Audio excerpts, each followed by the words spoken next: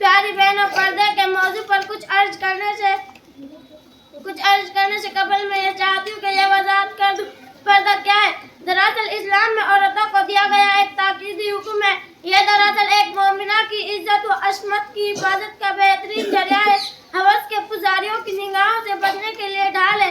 حقیقت یہ ہے کہ ایک عورت جب تک پردے میں عورت کہلانے کی مستحق ہے، اور جب وہی عورت بازار کی نمائش بن جائے تو پھر وہ عورت نہیں رہ جاتی، کیونکہ عورت کے معنی ہی یہ ہوتے ہیں کہ جس کو چھپایا جائے۔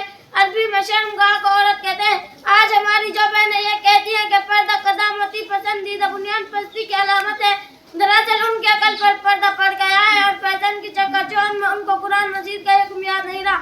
وَلَا يُبْدِينَ زِينَتَهُنَّ إِلَّا مَا ظَهَرَ مِنْهَا، یعنی عورت اپنی زینت کو ہرگز ظاہر نہ کرے سوائے ان حصوں کے جنہیں کھلا رکھنا مجبوری ہے۔ کیا قرآن کریم کی آیت بھی بنیاد پرستی کی تعلیم دیتی ہے، جس میں اللہ تبارک تعالیٰ نے یہ بھی فرمایا وَلَا تَبَرَّجْنَ تَبَرُّجَ الْجَاهِلِيَّةِ الْأُولَىٰ، زمانِ جاہلیت کی طرح بے پردگی اور بنا شنگار نہ کیا کرو۔ نبی اکرم صلی اللہ علیہ وسلم فرماتے ہیں کہ جو عورت خوشبو لگا کر غیر مردوں کے پاس سے گزرتی ہے وہ جنت کی خوشبو نہیں پا سکتی۔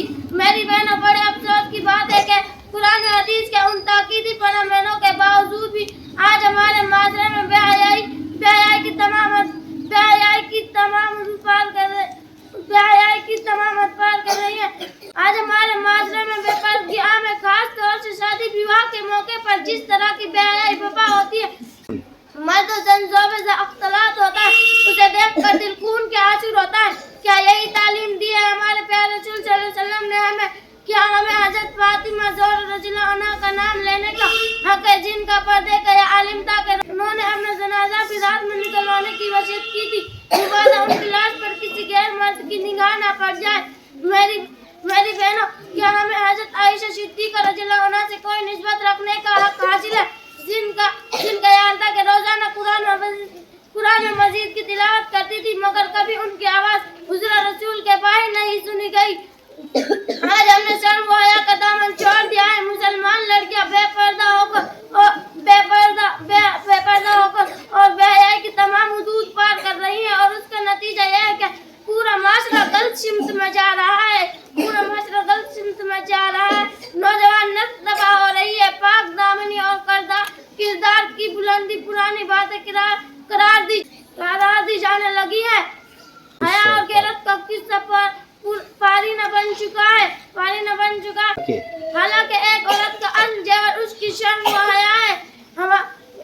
اللہ کے رسول صلی اللہ علیہ وسلم فرماتا ہے اِذَا لَمْ تَسْتَحِ فَاصْنَعْ مَا شِئْتَ، جب تمہارے اندر حیا نہ ہو تو پھر تم سے کسی بھی کام کی توقع کی جا سکتی ہے۔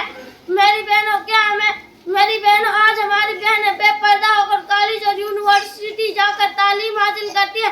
میں عصری تعلیم کے خلاف نہیں ہوں۔ اگر مسلمان لڑکیاں ڈاکٹر نہیں بنے گی تو پھر مسلمان خواتین کا علاج کون کرے گا؟ اور اگر ٹیچر نہیں بنے گی تو پھر مسلمان لڑکیوں کو پڑھائے گا کون؟ مگر یہ تعلیم پردے میں رہ کر اور اسلامی حدود کی پابندی کر کے بھی حاصل کی جا سکتی ہے۔